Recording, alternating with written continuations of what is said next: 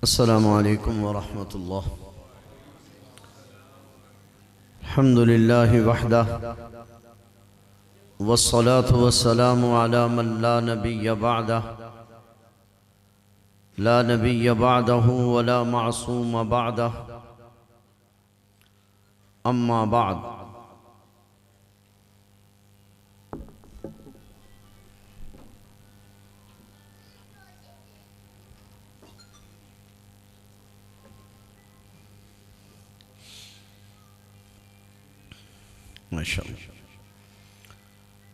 अम्मा बाद फ़अऊज़ु बिल्लाहि मिनश शैतानिर रजीम। बिस्मिल्लाहिर रहमानिर रहीम। सुब्हानल्लज़ी अस्रा बिअब्दिही लैलन मिनल मस्जिदिल हराम इलल मस्जिदिल अक़सल्लज़ी बारकना हौलहु लिनुरियहु मिन आयातिना। क़ाल अल्लाहु तबारक व तआला फ़कान क़ाब क़ौसैनि औ अदना फ़अौहा इला अब्दिही मा औहा मा कज़बल फ़ुआदु मा रआ। क़ाल नबिय्यु सल्लल्लाहु अलैहि वसल्लम इन्नल्लाह हर्रम अलल अर्ज़ि अन तअकुल अजसादल अंबिया फ़नबियुल्लाहि हय्युन युरज़क़। क़ाल अल्लाहु तबारक व तआला अल अंबिया व अहयाउन फ़ी क़ुबूरिहिम युसल्लून। सदक़ल्लाहु व सदक़ रसूलुहुन नबियुल करीम व नहनु अला ज़ालिका लमिनश शाहिदीन वश्शाकिरीन वल्हम्दुलिल्लाहि रब्बिल आलमीन। मोहब्बत के साथ दुरूशी पढ़ लीजिए। अल्लाहुम्मा सल्लि अला मुहम्मद व अला आलि मुहम्मद कमा सल्लैता अला इब्राहीम व अला आलि इब्राहीम इन्नका हमीदुम मजीद। अल्लाहुम्मा बारिक अला मुहम्मद व अला आलि मुहम्मद कमा बारकता अला इब्राहीम व अला आलि इब्राहीम इन्नका हमीदुम मजीद। इस कायनात की तख्लीक का आका तो सबब है, इस कायनात की तख्लीक का आका तो सबब है। इस्लाम का मफ़हूम तेरे दर का अदब है। तौहा से आया तेरी सीरत का कसीदा, क़ुरआन में यासीन तेरा नाम व लक़ब है। वल फ़ज्र का मतलब तेरे चेहरे की तिलावत, वल्लैल तो आका तेरी जुल्फ़ों का लक़ब है।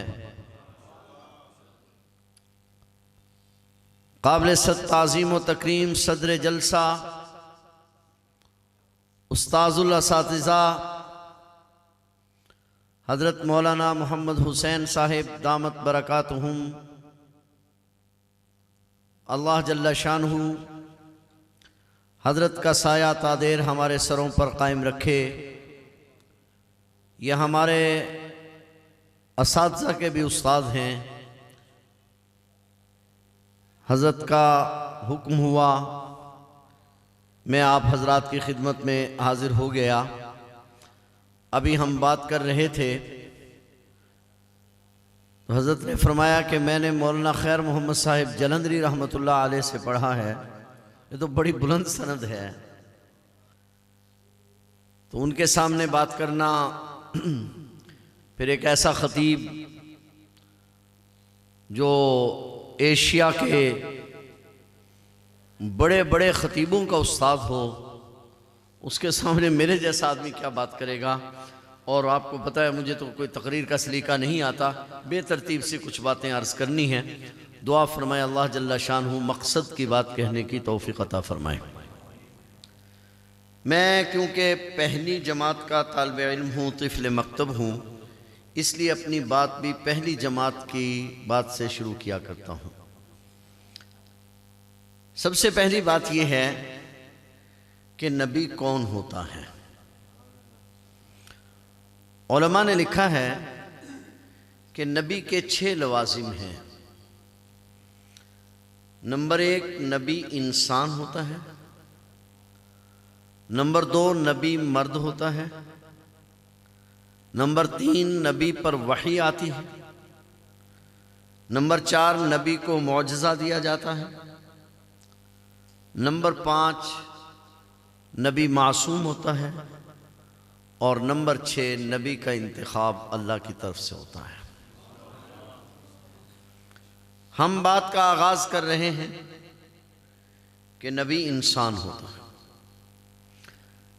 जब हम ये बात कहते हैं तो बहुत सारी कुव्वतों से हम जुदा हो जाते हैं। यहां कुछ वो लोग हैं जो नबी को बिल्कुल अपने जैसा समझते हैं, कुछ वो लोग हैं जो नबी को अवतार कहते हैं,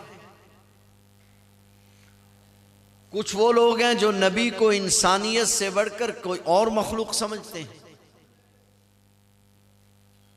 हमारा नजरिया ये है कि ज़ात के एतबार से नबी इंसान होता है, मगर इंसान होने के साथ साथ उनको कुछ ऐसी खुसूसियात से नवाज दिया जाता है कि वो सारी इंसानियत में मुमताज हो जाता है। अपने जिस्म के एतबार से नबी के हाथ तो हमारे हाथों जैसे होते हैं।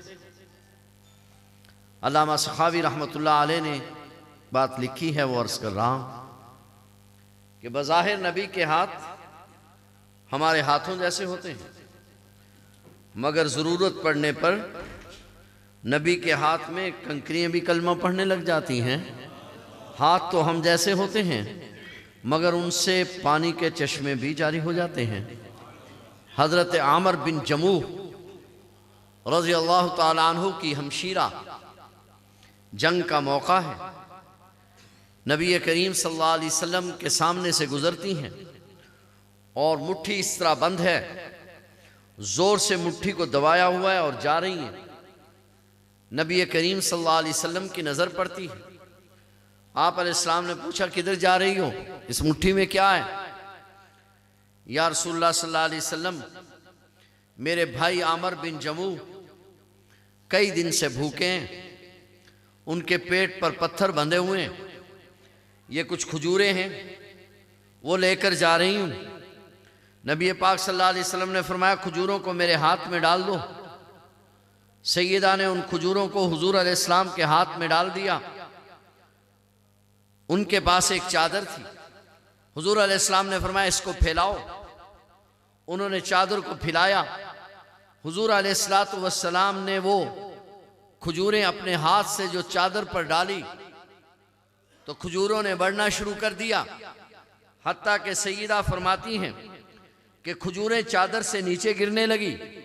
नबी पाक सल्लल्लाहु अलैहि वसल्लम ने फरमाया, ऐलान करो।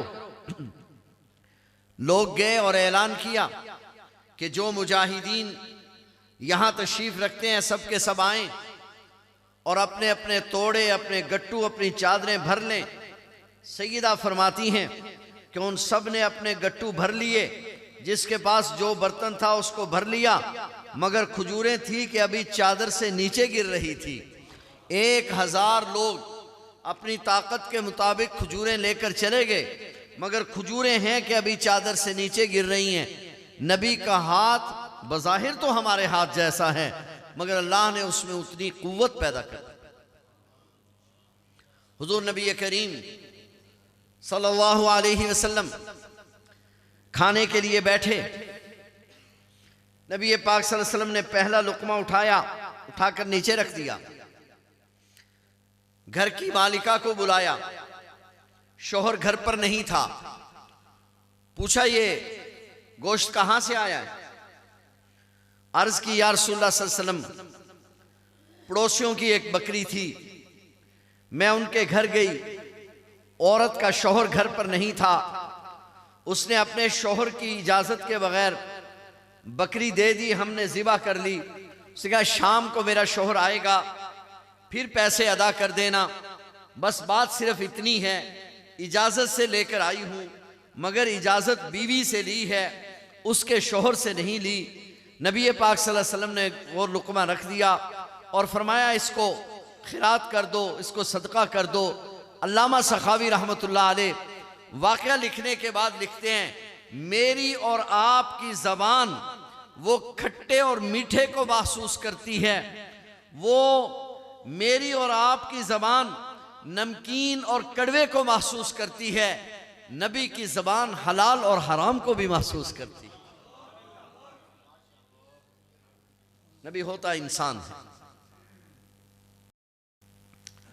नबी करीम सल्लल्लाहु अलैहि वसल्लम जा रहे हैं, आपकी सवारी बीत की, लंबी हदीस है। नबी पाक सल्लल्लाहु अलैहि वसल्लम ने फरमाया साहिब कब्र को अजाब हो रहा है। अल्लामा सखावी रहमतुल्लाह अलैह लिखते हैं, हमारी आंख देखती तो है, नबी की आंख भी देखती है, मगर हमारी आंख इस जहान तक देख सकती है, अगले जहान तक नहीं देखती। नबी की आंख इस जहान के साथ साथ उस जहान में भी देख लेती है। बुखारी शरीफ की रिवायत है, नबी पाक सल्लल्लाहु अलैहि वसल्लम सफ़ें बनवाने लगे, फरमाया सफ़ों को सीधा करो, मैं अपने पीछे भी इस तरह देखता हूं जिस तरह अपने आगे देखता हूं। अल्लामा सखावी कहते हैं, हमारी नज़र सिर्फ सामने देखती है, नबी की नज़र पीछे भी देख लेती है। मेरी बात कुछ समझ रहे हैं आप? ये मेरा मौजू नहीं, मैं थोड़ा आगे चलना चाह रहा हूं। मैं सिर्फ ये बात अर्ज कर रहा हूं कि नबी का जिस्म तो हम जैसा होता है, नबी इंसान होता है, मगर इंसानियत के साथ साथ नबी को अल्लाह ऐसी खुसूसियात से नवाजता है कि उन खुसूसियात की बुनियाद पर नबी बाकी इंसानियत से मुमताज़ हो जाता है। नबी करीम सल्लल्लाहु अलैहि वसल्लम की पैदाइश, नबी की ज़िंदगी, नबी की नींद, ये सब चीज़ें जुदा। मैं थोड़ा सा आगे चलना चाह रहा हूं।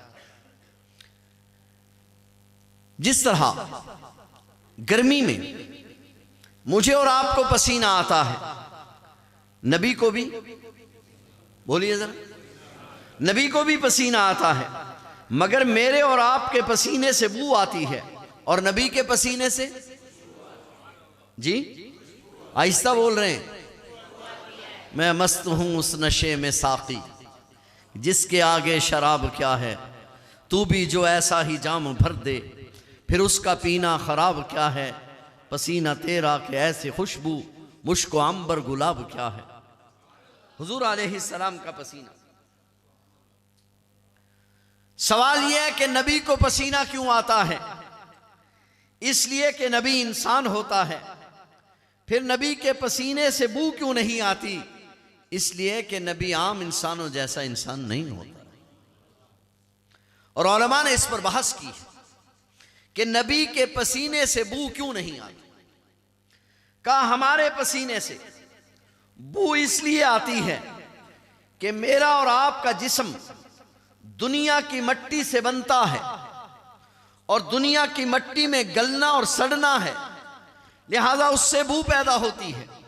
नबी का जिस्म जन्नत की मिट्टी से बनता है और उसमें गलना सड़ना नहीं होता, इसलिए नबी के पसीने में बू नहीं। नबी का जिस्म जन्नत की मिट्टी से बनता है। थोड़ा सा आगे चलेंगे। जिस तरह नबी की पैदाइश बरहक है, मानते हैं कि नहीं? हुजूर अलैहिस्सलाम की पैदाइश कहां हुई? हाँ जी, आहिस्ता बोलो। हुजूर अलैहिस्सलाम की पैदाइश कहां हुई है?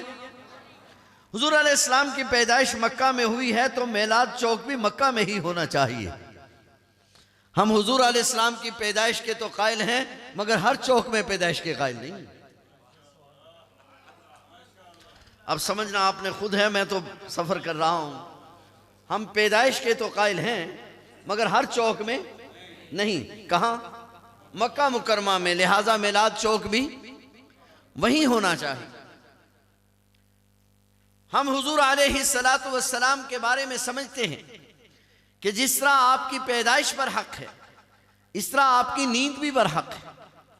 मैं और आप सोते हैं, वुजू टूट जाता है, और नबी सोए, मुझे और आपको ख्वाब आए तो ख्यालात का नतीजा होते हैं, और नबी को ख्वाब आए तो वही उतरती है।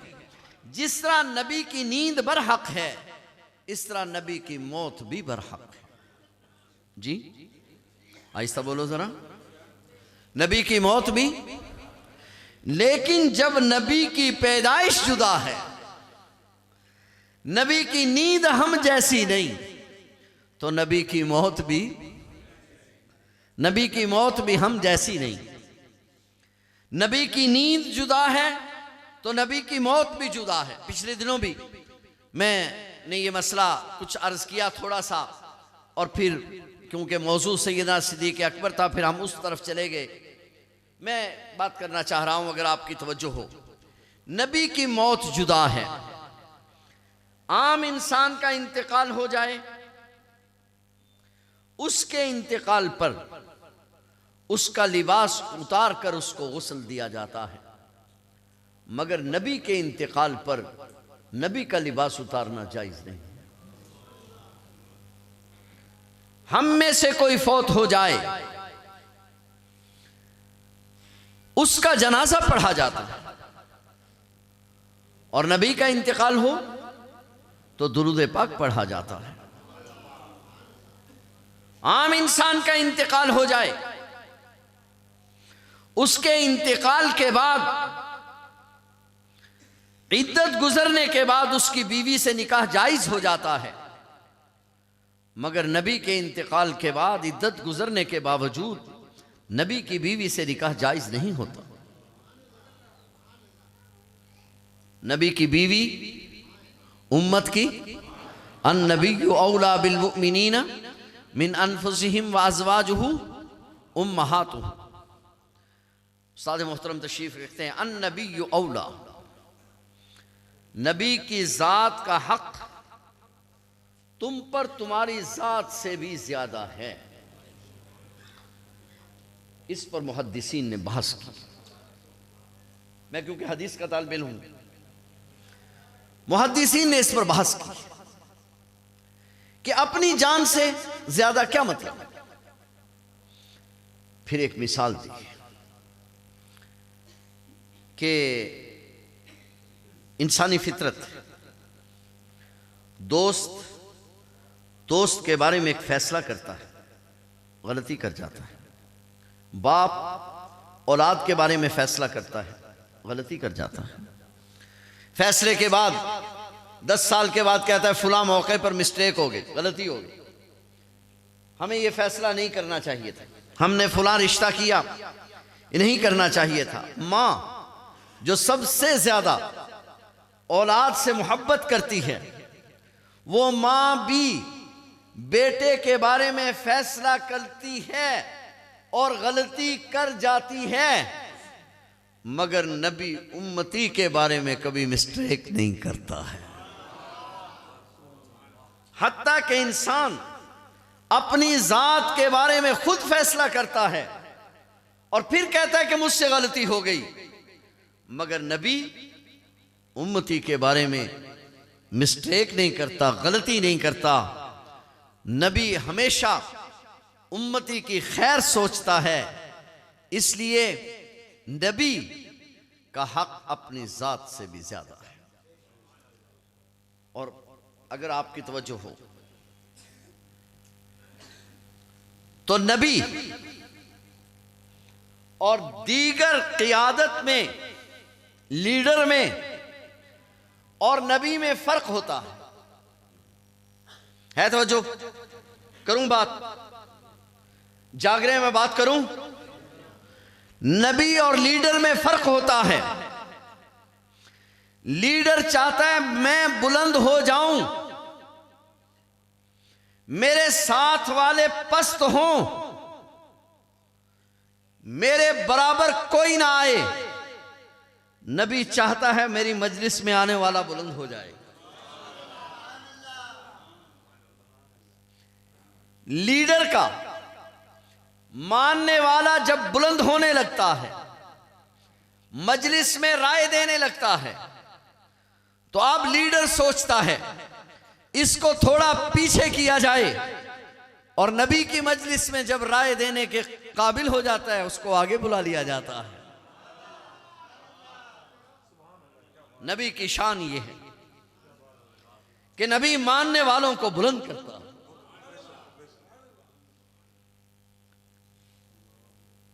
जो लोग,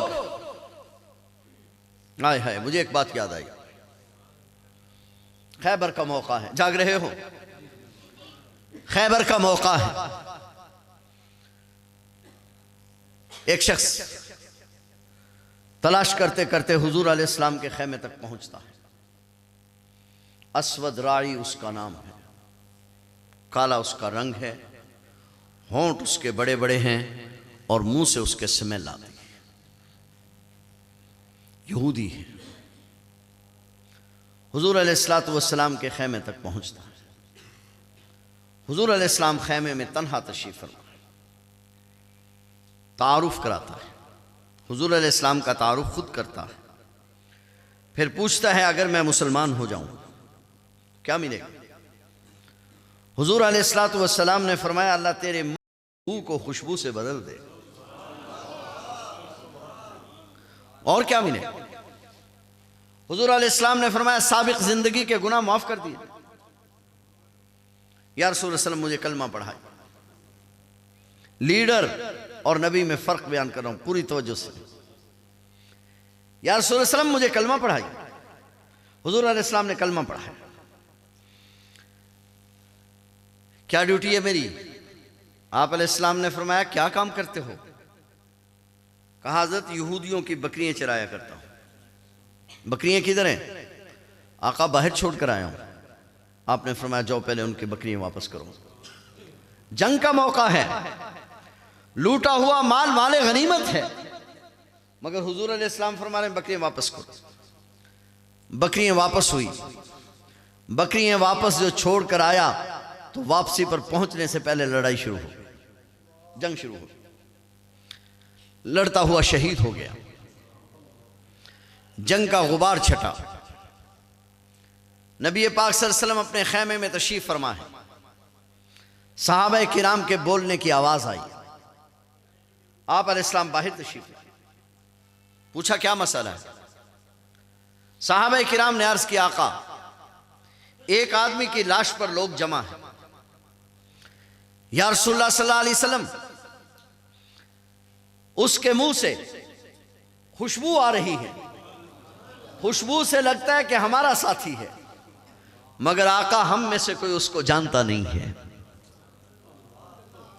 हम में से पहले उसको जिंदगी में किसी ने देखा नहीं है, उसको कलमा पढ़ते सुना नहीं है, आपकी मजलिस मुबारक में कभी देखा नहीं, इसलिए मालूम नहीं कि कौन। हुजूर अलैहिस्सलातु वस्सलाम खैमे से बाहर आए। लोग हजरत अस्वद राई की लाश पर जमा थे। नबी पाक सल्लल्लाहु अलैहि वसल्लम आगे बढ़े। लोग हुजूर को देखकर जो पीछे हटे, हुजूर की रहमत वाली नजर जो अस्वद पर पड़ी तो आपने फरमाया ये तो मेरा अस्वद है। जिसको कोई नहीं पहचानता उसको मोहम्मद करीम पहचानता है। मैं मोहम्मद करीम इसको जानता हूं, इसने मेरे हाथ पर कलमा पढ़ा है। नबी की शान यह है कि वो अपनी मजलिस में बैठने वालों को बुलंद करता है। नबी की मजलिस में बैठने वाले बुलंद हुआ करते हैं। मेरी बात कहीं रह ना जाए, मैं बात कर रहा था, याद है आपको बात? नबी के इंतकाल पर, हां बात तो यहां से चली थी कि नबी की जात अपनी जात से भी मुकद्दम होती है, इसलिए कि नबी उम्मती के लिए उसकी जान से भी ज्यादा अजीज है। उम्मती के बारे में नबी कभी मिस्टेक नहीं करता। मेरा मौजू कहीं ना रह जाए, मैं अपने मौजू की तरफ बढ़ना चाहता हूं। मैं अर्ज कर रहा था नबी के इंतकाल के बाद नबी का लिबास उतारना जायज नहीं। नबी पर दुरूद पाक पढ़ा जाता है, नबी की बीवी से निकाह जायज़ नहीं। इस तरह नबी का जहां इंतकाल होता है, नबी को वहीं पर, जी मैंने पहले भी ये मसला कहीं जिक्र किया, नबी को वहीं पर क्यों? उलमा ने लिखा है इसलिए कि उम्मती को, मोमिन मुसलमान, उसको उसकी कब्र जन्नत की तरफ ले जाया जाता है, और नबी का मकाम क्योंकि जन्नत से बुलंद होता है, इसलिए नबी को जन्नत की तरफ नहीं, जन्नत को नबी के कदमों में लाया जाता है। इसलिए नबी के लिए उसूल ये है कि नबी का जहां इंतकाल होता है, नबी को वहीं, बोलिए जरा, उस्ताद जी तशरीफ रखते हैं, डॉक्टर अल्लामा खालिद महमूद रहमहुल्लाह ताला ने एक बात लिखी है कि ये जो कुरान करीम में आता है, सुब्हानल्लज़ी अस्रा बिअब्दिही लैलन मिनल मस्जिदिल हराम इलल मस्जिदिल अक़सा, पाक है वो ज़ात जो ले गई अपने बंदे को मस्जिद हराम से मस्जिद अक़सा तक, लिनुरियहु मिन आयातिना। ले जाने का मकसद क्या था कि अपनी, जी पूरी तवज्जो मेरी तरफ रहेगी, क्या करें? अपनी निशानियां दिखाए। कौन सी निशानियां? अल्लज़ी बारकना हौला, हमने उसके इर्दा गिर्द में जो बरकत रखी है, अपनी वो बरकत अपने महबूब को दिखाए। डॉक्टर अल्लामा खालिद महमूद लिखते हैं वो बरकत क्या है? कहा बैतुल मुक़द्दस के इर्दा गिर्द जो अंबिया अलैहिमुस्सलातु वस्सलाम मदफून हैं, उनकी कब्रों पर ले जाकर हुजूर को फैज़ पहुंचाना मकसूद है। कुछ तो जो है आपकी, मेरी बात समझ में आई कि मस्जिद अक़सा के इर्दा गिर्द, और वहां बहुत से अंबिया अलैहिमुस्सलाम मदफून हैं। मैं पिछले दिनों जो यहाँ आया वहाँ भी ये मसला जिक्र किया था। खुद बताफ में जहाँ हम तवाफ़ करते हैं, यहाँ पर भी 70 अंबिया अलैहिमुस्सलाम दफन हैं। और वहाँ मैंने एक लतीफ़ा भी सुनाया था, यहाँ भी अर्ज़ कर देता हूँ। किसी ने हज़रत मुफ्ती अब्दुल शकूर साहिब तिरमज़ी नव्वरल्लाहु मरक़दहू से सवाल कर दिया कि हज़रत अंबिया अलैहिमुस्सलाम जो यहाँ मदफून हैं, तो गोया हम उनकी कब्रों के ऊपर से गुजरते हैं, तो ये तो बेअदबी नहीं है? तो हज़रत मुफ्ती साहिब ने फरमाया, अंबिया अलैहिमुस्सलाम उम्मत के लिए बाप की तरह होते हैं, और बाप के सीने पर, पेट पर बच्चे फिरते रहते हैं, चलते रहते हैं। अजीब जवाब। बात अर्ज कर रहा था, नबी करीम सल्लल्लाहु अलैहि वसल्लम के मकाम पर हम क्या बात कर सकते हैं? मैं बात कह रहा था, नबी की कब्र वो जन्नत होती है। नबी की कब्र, जी बोलिए जरा, मा बैना बैती व मिंबरी रौज़तुम मिन रियाज़िल, मेरे घर से लेकर मेरे मिंबर तक, ये क्या है? आगे वल मिंबर वाला हौजी, और मेरा मिंबर मेरे हौज के ऊपर है। इसके मुहद्दिसीन ने दो माने किए हैं। एक माना यह है कि ये मेरा मिंबर क़यामत के दिन मेरे हौज पर रखा जाएगा, और दूसरा माना यह कि नहीं नहीं, हौज कौसर को यहां लाया जाएगा। मिंबर यहीं रहेगा, बोलिए। अगर आपकी तवज्जो हो तो मैं एक मसला जिक्र करूं। उस्ताद जी बैठे हैं, है तवज्जो? वल मिंबर वाला हौज, इब्ने हजर कहता है कि हौज को यहां लाया जाएगा, मिंबर को हौज पर नहीं ले जाया जाएगा, क्योंकि छोटा बड़ों के यहां आता है, बड़े छोटों के यहां नहीं जाते। अगर आज आपको मेरी बात समझ में आ जाए तो हाजिर नाजिर का मसला हल होता है तवज्जो, जाग रहे हैं। हम हुजूर अलैहिस्सलाम की विलादत के कायल हैं जी। हुजूर अलैहिस्सलातु वस्सलाम की विलादत का जिक्र भी करते हैं। पूरी तवज्जो है, कर दूं बात, ज़ाया तो नहीं कर देंगे। हुजूर अलैहिस्सलातु वस्सलाम किस दिन पैदा हुए? सोमवार को, ठीक है। वक्त कौन सा था? तहज्जुद का, सुबह सादिक तहज्जुद का वक्त जी। दिन सोमवार का था, वक्त तहज्जुद का था, और महीना हैं जी।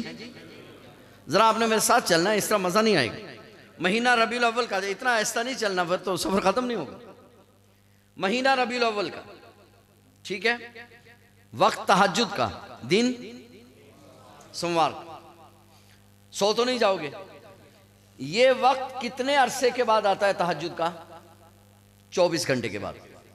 वो वक्त जिसमें आपकी पैदाइश हुई कितने वक्त के बाद आता है? दिन कितने अरसे के बाद आता है? सोमवार कितने अरसे के बाद आता है? 1 हफ्ते के बाद। और महीना कितने अरसे के बाद आता है रबीउल अव्वल? साल के बाद ना। वो महीना दोबारा रबीउल अव्वल कब आएगा? साल के बाद आएगा ना। वो वक्त आता है 24 घंटे के बाद। वो दिन आता है हफ्ते के बाद जिसमें हुजूर की पैदाइश हुई। और वो महीना आता है, हमारे नजदीक वो दिन भी आला, वो वक्त भी, वो दिन भी, वो महीना भी। वो महीना जिस साल में आया वो साल भी, वो साल जिस सदी में आया वो सदी भी। सुम्मल्लज़ीना यलूनहुम सुम्मल्लज़ीना यलूनहुम, वो सदी जिस सदी में आ गई वो जमाना भी। अब जरा गौर करना, वो वक्त आता है 24 घंटे के बाद, वो दिन आता है 1 हफ्ते के बाद, वो महीना आता है साल के बाद। अब अगर विलादत पर खुशी मकसूद है तो फिर हर सुबह को होनी चाहिए, हर सोमवार को होनी चाहिए। नहीं समझे आप मेरी बात? विलादत पर कोई खुशी मकसूद है, विलादत के वक्त की कोई इबादत है तो वो वक्त तो हर 24 घंटे के बाद आता है। वो इबादत फिर हर 24 घंटे के बाद होनी चाहिए। वो दिन हर हफ्ते के बाद आता है, फिर हर हफ्ते के बाद होनी चाहिए। वो महीना जो साल के बाद आता है वो तो आपको याद है, और वो दिन आपको याद नहीं, वो वक्त आपको याद नहीं। अगर आप थोड़ा सा और आगे चलें तो एक है हुजूर अलैहिस्सलाम को बुलाना, एक है आपकी मजलिस में जाना। मैं जन्नत पे बात करना चाह रहा हूं। एक है बुलाना और एक है जी जाना। 3 जगहें ऐसी हैं जहां इंसानी अकल सोचती है कि अब बुलाया जा सकता है। उनमें से पहली जगह वही है। वही के लेने के लिए हर नबी एक मखसूस जगह पर गया है। जनाब मूसा कोहे तूर पर तशरीफ ले गए, जनाब ईसा छोटी पहाड़ी पर तशरीफ ले गए, जनाब दाऊद बाला खाने में खलवत खाने में जाते थे, वहां ज़ुबूर उतरती थी। मगर हमारे नबी को अल्लाह ने कहीं बुलाया नहीं। जिब्राइल को कहा कि तुमने जाना है, मेरे नबी को बुलाना छोटा बड़े को बुलाया नहीं करता। हत्ता कि अगरचे आज तक तू किसी औरत के बिस्तर पे नहीं गया, आयशा के बिस्तर पर तो चले जाना, मगर मेरे नबी को बुलाना नहीं, इसलिए कि छोटा बड़े को बुलाया नहीं करता, खिदमत में जाया करता। वहां हुजूर को बुलाया नहीं गया। हत्ता के जिब्राइल आयशा सिद्दीका के बिस्तर पर चले गए। और बाकी नबियों के पास तो जिब्राइल किसी के पास 2 मरतबा, किसी के पास 4 मरतबा, किसी के पास 9 मरतबा, और हमारे नबी के पास कुरान करीम लेकर जिब्राइल 24,000 मरतबा तशरीफ लाए। 24,000 मरतबा। जाना है बुलाना। दूसरी चीज जिस पर मैं समझता हूं कि बुलाना चाहिए वो है जन्नत के तदफीन के लिए। जन्नत में ले जाया जाता मगर जन्नत में ले जाया नहीं गया, जन्नत को पेश किया गया। मुल्ला अली कारी रहमतुल्लाह अलैह ने लिखा है क़यामत के दिन ये टुकड़ा यहां से उठकर जन्नत में चला जाएगा। गोया जन्नत को हुजूर के कदमों में पेश किया गया है, हुजूर को जन्नत की तरफ बुलाया नहीं। नंबर 3, जाग रहे हैं आप? हौज़े कौसर हर नबी को हौज़े कौसर मिलेगा, मगर किसी नबी के हौज़े कौसर का महशर में जिक्र नहीं। हमारे नबी के हौज़े कौसर का महशर में जिक्र है। गोया हमारे नबी को हौज़े कौसर पर ले जाने के लिए जन्नत में नहीं ले जाया जाएगा, जन्नत को हमारे हौज़े कौसर को हमारे नबी के कदमों में पेश किया जाएगा। वल मिंबर वाला हौज़ी, मेरा मिंबर मेरे हौज़ के ऊपर होगा, हौज़ को यहां लाया जाए। और मौलाना रूम ने तो अजीब बात लिख दी। हुजूर अलैहिस्सलातु वस्सलाम मिंबर बनने से पहले मस्जिद नबवी में किसी सहारे से खुतबा दिया करते थे। किस चीज के सहारे से? खजूर के, याद है? खजूर के तने पर हाथ रखकर खुतबा दिया करते थे। तो हुजूर अलैहिस्सलातु वस्सलाम ने मिंबर बनवा लिया, तो आप मिंबर पर खुतबे के लिए तशरीफ ले गए। तो फिर हदीस पाक में मौजूद है कि ये खजूर का तना जो था उसने क्या किया? हैं जी, हैं जी, खजूर के तने ने, अल्लाह ने जनाब मूसा अलैहिस्सलाम को आसा अता फरमाया था। वो मूसा अलैहिस्सलाम के हाथ में बोलता था, ये मूसा अलैहिस्सलाम का मौजज़ा था। मगर जब मूसा अलैहिस्सलाम के हाथ से वो आप उसको रख देते थे, वो बोलना बंद कर देता था। हुजूर अलैहिस्सलातु वस्सलाम ने जिस मिंबर पर हाथ रखा था उसने बोलना शुरू कर दिया, रोना शुरू कर दिया। मैं आपकी जुदाई बर्दाश्त नहीं कर सकता। हुजूर अलैहिस्सलाम तशरीफ ले गए, उस पर हाथ रखा। एक रिवायत में आता है उसको कहा कि अगर तू चाहे तो मैं तुझे अपने हाथों से जमीन में गाड़ दूं, क़यामत तक फिर तुझ पे कभी खुश्की ना आए। और अगर तू चाहे तो फिर मैं तुझे अपने मिंबर के नीचे दफन कर लूं। है तवज्जो? जाग रहे हो? कि ऐसा ना हो कि आपको पता ना चले। दो इख्तियार दिए, अपने हाथ से गाड़ दूं, सब्ज हो जाएगा, क़यामत तक खुश्क नहीं होगा। दूसरी सूरत क्या है? तुझे काटूं और अपने मिंबर के नीचे, अब कहां है मिंबर के? बोलिए बोलिए जरा। गोया के खजूर के तने ने आपके हाथों से लगने की बजाय मिंबर के नीचे दफन होने को पसंद किया। शेख मुकर्रम तशरीफ रखते हैं, इनकी मौजूदगी में, अपने अकाबिर की मौजूदगी में एक बात कहना चाहता हूं। मेरे नबी के जिस्म से जो खजूर का तना मस हुआ, लगा मेरे नबी के जिस्म के साथ, तो खजूर का तना इतना समझदार हो गया कि खजूर के तने ने यह समझा कि अगर मुझे अपने हाथ से जमीन में लगाया गया और मैं सब्ज हो गया, सब्ज होना गोया के हयात का मिल जाना है। मुझे जिंदगी तो मिल जाएगी मगर ये जिंदगी क़यामत तक होगी। हुजूर के कदमों के नीचे जो हयात है उस पर क़यामत में भी मौत नहीं आएगी। इसलिए उसने नीचे दफन होने को पसंद किया और सब्ज होने को पसंद नहीं किया। हुजूर अलैहिस्सलातु वस्सलाम के जिस्म मुबारक से जो तना मस करे उसमें इतनी हयात आ जाए तो जिस्म अतहर की हयात का आलम क्या होगा। जाग रहे हैं, मेरी बात समझ रहे हैं। मैं बात कर रहा था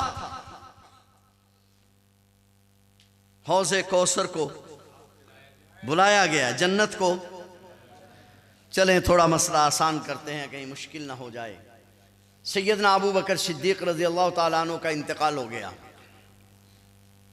एक शख्स मदीना छोड़ के दमिश्क चला गया। कौन था? हज़रत बिलाल हबशी। मशहूर ये है कि नबी पाक सल्लल्लाहु अलैहि वसल्लम के इंतकाल के बाद, ये बात सही नहीं है। सही बात यह है कि सैयदना अबू बकर सिद्दीक़ रज़ी अल्लाह ताला अन्हु के दौर के बाद, आपके इंतकाल के बाद फिर हज़रत बिलाल हबशी रज़ी अल्लाह ताला अन्हु मदीना छोड़ के दमिश्क चले गए। दमिश्क जो गए तो नबी पाक सल्लल्लाहु अलैहि वसल्लम के ख्वाब में ज़ियारत हुई और हुज़ूर अलैहिस्सलातु वस्सलाम ने फरमाया, मर रआनी फिल मनाम फ़क़द रआनी। बुखारी शरीफ की रिवायत है, जिसने ख्वाब में मुझे देखा उसने मुझे ही देखा, इसलिए कि शैतान मेरी सूरत में नहीं आ सकता। ख्वाब देखा, बिलाल क्या जफा है, क्या जुल्म है, कभी हमारी ज़ियारत को नहीं आता। तवज्जो मेरे ख्याल आपकी नहीं। वाक़या आपने बारहा सुना, मैंने सिर्फ इस्तेदलाल करना। बिलाल क्या जुल्म है, कभी हमारी ज़ियारत को नहीं आता। बिलाल हबशी सुबह सोकर उठते हैं। अब बिलाल हबशी के पास 3 रास्ते थे। एक रास्ता ये था, आका मैं कहाँ हूं, आप तो आला इल्लीयीन में हैं। नहीं समझे, काश आप समझे। आका मैंने किधर आना, आप तो हैं आला इल्लीयीन में और मैं यहां, किथे मेरे लिए, किथे तेरी सना, गुस्ताख अखियां किथे जालनी। हजरत मैं कहां आना है मैंने, आप इतनी बुलंदियों पर, मैं यहां मदीने में, मैं कहां हूं। बिलाल ने यह भी नहीं कहा, यह नहीं कहा। दूसरा तरीका यह था कि बिलाल हबशी अपने घर में झाड़ू देता, कोई देगों शेगों का इंतजाम कर। सुना है आप हर आशिक के घर जाते हैं, आज मेरे घर भी हो जाए चरागा या रसूल अल्लाह। बिलाल ये कहता तो बात बनती थी। क्या ख्याल है, बात बनती थी, बात लगती थी, मगर ये कहा। बल्कि तीसरा काम किया, बिलाल दमिश्क से चला और मदीने में आया। बिलाल ने पहली कौम को मसला समझाया कि नबी मदीने में।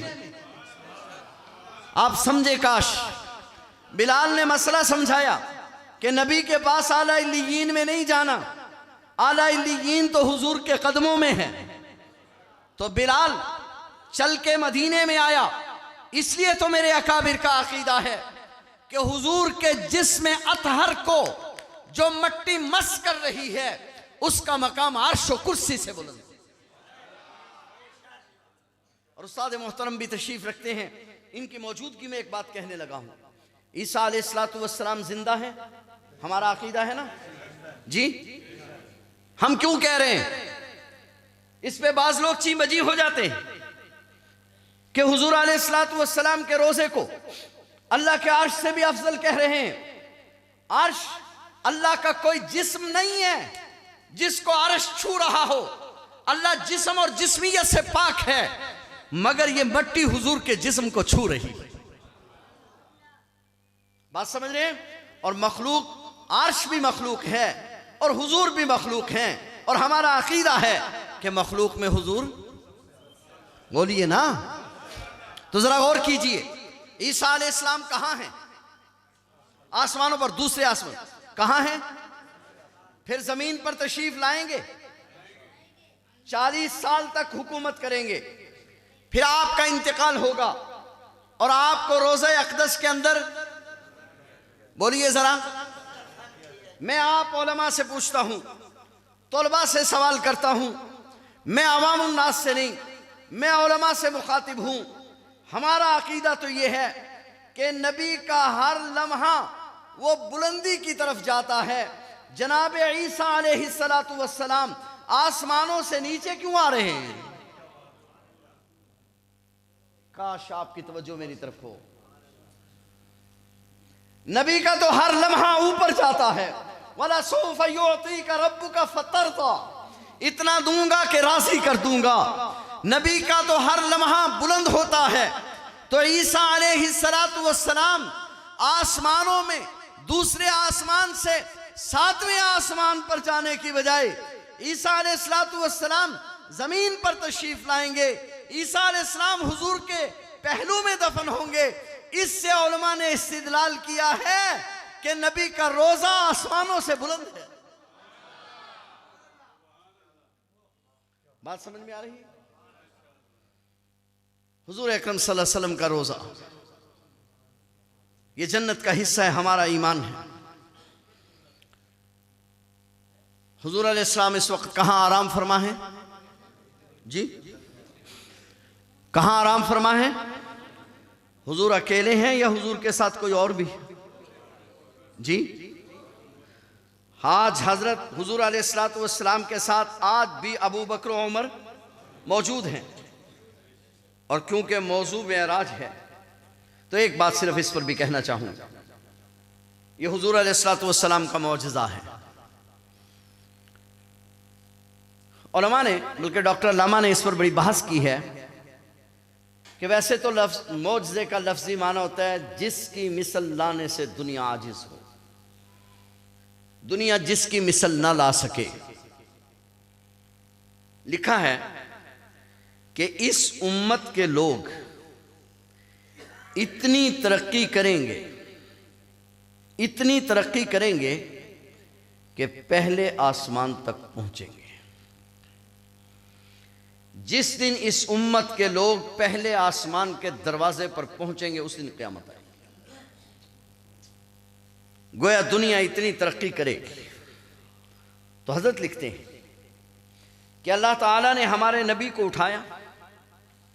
ये जहान जिसमें हम इस वक्त बैठे हैं इसको आलम नासूत कहते हैं। क्या कहते हैं? आलम नासूत। पहले आसमान तक है ये। पहले आसमान से फिर फरिश्तों का जहान शुरू होता है, उसको आलम मलकूत कहते हैं। उसमें फरिश्ते रहते हैं और वो चलते चलते सिदरतुल मुंतहा तक। मुंतहा उसको इसलिए कहते हैं कि वहां मखलूक की इंतहा हो जाती है। गौर फरमाइए, मसला समझने की कोशिश कीजिए। असरा बिअब्दी,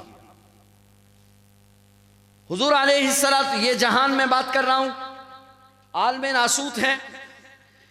इससे ऊपर पहले आसमान से लेकर सिदरतुल मुंतहा तक यह आलम मलकूत है।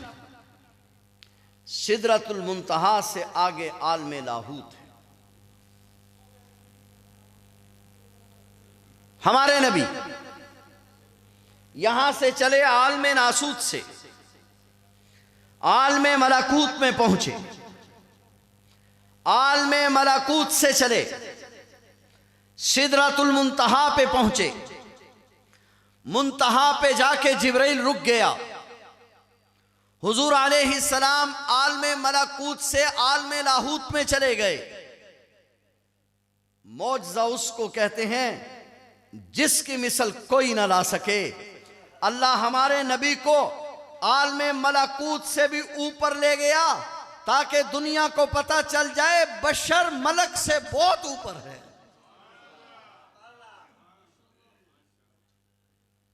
बात समझ में आ रही है? हुजूर आलम लाहूत में चले गए। नबी करीम सल्लल्लाहु अलैहि वसल्लम का मौजज़ा ज़ाहिर हुआ। आज इसके हवाले से बस तकरीर मेरी ख़त्म हुई। मैं एक मसला अर्ज़ करके अब इजाज़त चाहता हूँ। वाक़या मेराज आज आप सुन रहे हैं, दुनिया इल्हाद की तरफ बढ़ रही है। दो लफ्ज़ हमारे यहाँ बोले जाते हैं, बिदअत और इल्हाद। बिदअत कहते हैं एक चीज़ दीन ना हो उसको दीन बना लेना। इल्हाद कहते हैं एक चीज़ दीन हो उसका इनकार कर देना, उसको इल्हाद कहते हैं। आज दुनिया इल्हाद की तरफ बढ़ रही है और इल्हाद की तरफ बढ़ने के लिए तरीक़ा ये इख्तियार किया है। आप मेरी बात समझने की कोशिश करना, मेराज और हयात से ताल्लुक़ जोड़ रहा हूँ, कहीं ऐसा ना हो मैं जोड़ लगाऊं और आपको अंदाज़ा ना हो। पूरी तवज्जो मेरी तरफ रहेगी। आज दुनिया इल्हाद की तरफ बढ़ रही और इल्हाद की तरफ बढ़ने के लिए कहा यह जा रहा है, पहले तमहीद बांधी जाती है। स्कॉलर, मीडिया पर बैठे हुए स्कॉलर, मजहबी स्कॉलर और बड़े तरीके से हमारे ईमानों को लूट रहे हैं। कहा यह जाता है कि इस्लाम का कोई मसला शरीयत के खिलाफ नहीं है। उन्वान ये कायम किया जाता है कि इस्लाम का कोई मसला शरीयत के खिलाफ नहीं है। फिर कहा जाता है ये मसला इस्लाह शरीयत के मुताबिक है, ये मसला इस्लाह शरीयत के मुताबिक है, ये मसला इस्लाह शरीयत के मुताबिक है। फिर एक मसला जिक्र किया जाता है, कहा उसमें अकल ये कहती है और मुल्ला ये कहता है। लिहाजा हम इस मसले को मानने के लिए तैयार नहीं हैं जो अकल के खिलाफ है। ये है इल्हाद। तो मैं वाक़या मेराज से इस पर इस्तिदलाल करना चाहता हूं। हुजूर अलैहिस्सलाम ने आकर वाक़या सुनाया, मुश्रिकीन मक्का ने हुजूर अलैहिस्सलाम की ज़बान से सुना, तरह तरह के इश्कालात किए। मैं उस तफसील में नहीं जाता।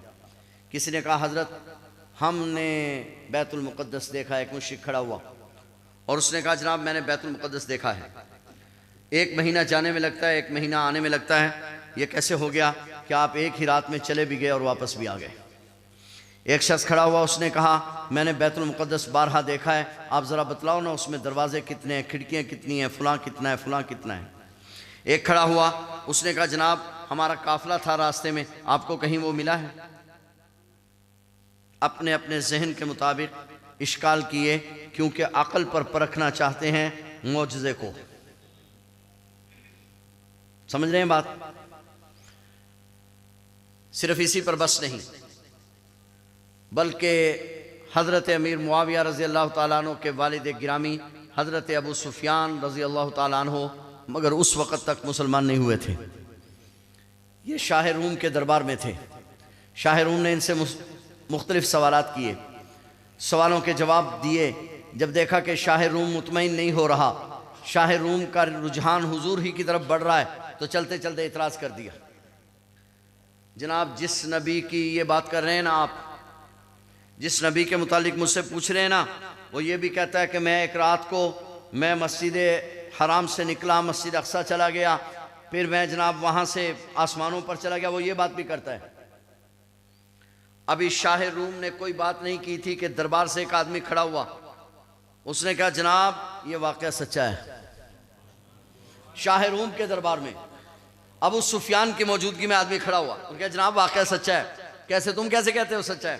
उसने कहा जी मैं पादरी हूँ, मैं बैतुल मुक़द्दस हूँ, मैं एक रात बैतुल मुक़द्दस का मस्जिद अक्सा का जो दरवाज़ा बंद करने लगा तो दरवाज़ा बंद नहीं हुआ। मिस्त्री को बुलाया, मिस्त्री ने कहा दीवार ऊपर आ गई, ये बंद नहीं हो सकता। मैं दरवाज़ा खुला छोड़कर चला गया। जब मैं सुबह को आया तो मैंने देखा कि मस्जिद खुशबुओं से महक रही है। मैंने देखा जहां नबी अपनी सवारी बांधते थे वहां लगता है किसी ने सवारी बांधी है। मैंने सफ़ों को बिछे हुए पाया और लोगों के कदमों के निशानात देखे, जिससे मुझे अंदाज़ा हुआ कि यहाँ लोग कसीर तादाद में रात को आए हैं। जनाब ये वाक़या उसी रात का है जो वाक़या बयान किया जा रहा है, क्योंकि सुबह जो मैंने दरवाज़ा बंद किया तो दरवाज़ा बंद हो गया। गौर है, तवज्जो है आपकी? इसने मान लिया। शाह रूम ने कहा बात ठीक है। इधर एतराज करने वालों ने कहा कि जनाब रातों रात इतना सफर, आप जरा एक सवाल का जवाब देना। शाह रूम ने बात को तस्लीम कर लिया। इधर जब कहने वालों ने यह कहा कि हमने तो बैतुल मुक़द्दस को देखा हुआ है, आप बतलाओ ना दरवाजे कितने हैं, खिड़कियां कितनी हैं, हुजूर अलैहिस्सलातु वस्सलाम के सामने बैतुल मुक़द्दस कर दिया गया, आपने बतला दिया, ये भी चुप कर गए। अभी तक कह रहे थे अकल नहीं मान रही, अब खामोश हो गए। इसका मतलब मदार अकल पर था।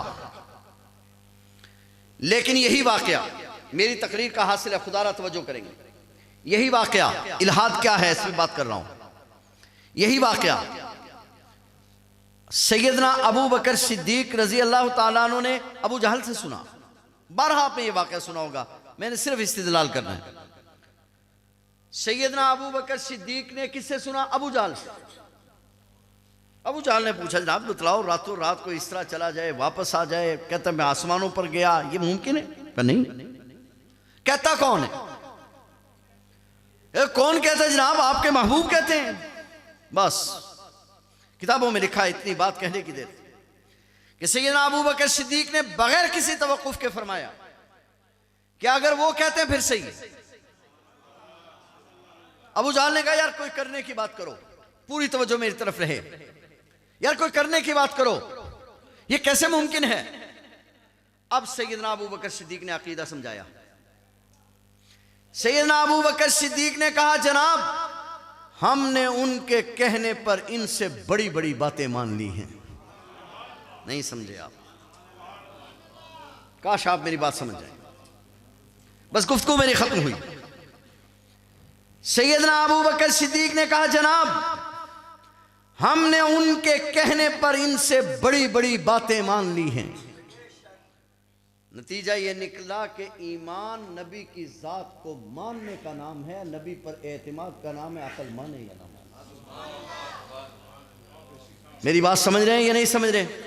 लिहाजा ये फलसफा घड़ना कि शरीयत का मसला अकल के मुताबिक होगा तो मानेंगे, अकल के मुताबिक नहीं होगा तो नहीं मानेंगे। तेरी अकल को मैयार किसने बना दिया? मैयार है हुजूर अलैहिस्सलाम की जात। ईमान कहते हैं हर उस बात की तस्दीक करना जो नबी करीम सल्लल्लाहु अलैहि वसल्लम लेकर आए हैं, इसका नाम ईमान। बस हम उस पर ईमान रखते हैं जो हुजूर अकरम सल्लल्लाहु अलैहि वसल्लम लेकर आए हैं। बाकी मेरी गुफ्तगू का मतलब यह भी नहीं कि शरीयत का हर मसला अकल के खिलाफ है। मैं कह रहा हूं ये कानून दुरुस्त नहीं। अल्लामा इब्ने खुल्दून रहमतुल्लाह अलैह लिखते हैं कि अकल की मिसाल तराजू की है। सोना तोलने का तराजू और होता है, लकड़ी तोलने का तराजू और होता है। सोना तोलने के तराजू में पहाड़ों को तोड़ना चाहोगे तो तराजू को बर्बाद करोगे, पहाड़ नहीं तुल सके। लिहाजा अकल का जितना हुजम है उसको उतना ले जाया जा सकेगा, उससे आगे नहीं ले जाया जा सकेगा। तो मेराज का वाकया और मेराज के वाकये में बिलखुसूस सैयदना अबू बकर सिद्दीक रजी अल्लाह ताला अन्हु के ये अल्फाज कि हमने तो उनके कहने पर इनसे बड़ी बड़ी बातें मान ली हैं। लिहाजा हमारे ईमान की बुनियाद हुजूर अलैहिस्सलातु वस्सलाम की ज़ात अक़दस है। हुजूर अलैहिस्सलातु वस्सलाम जो लेकर आए हैं, हमारी अक्ल उसको तस्लीम करे या हमारी अक्ल उसको तस्लीम न करे, हम उसको मिन्नवान मानते हैं। इसी मानने का नाम ईमान है। यार जिंदा सोहबत बाकी।